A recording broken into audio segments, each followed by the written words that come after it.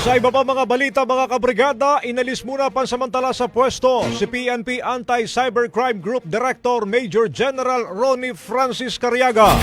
Base po sinilabas na General Order No. 297 na may petsang November 6, sinuspindi si Cariaga ng 10 araw bilang direktor ng PNP ACG simula ngayong araw. Wala namang sinabing dahilan sa kanilang pagkakasuspinde base pa sa dokumento.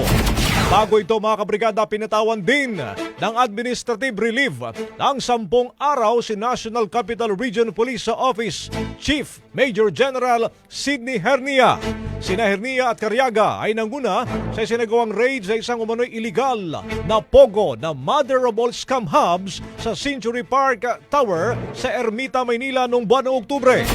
Wala pang pahayag ang PNP kung ano ang dahilan ng pagkakasuspinde ng nabanggit ng mga opisyal. Kaugnay nito itinilaga naman ni Police Brigadier General Reynaldo Tamundong bilang officer in charge sa NCRPO. Siya ang kasalukuyang Deputy Regional Director for Administration, kaya otomatikong siya ang halili pansamantala sa binakanteng pwesto ni Hernia. Bagong-bago, Brigada Balita Nationwide.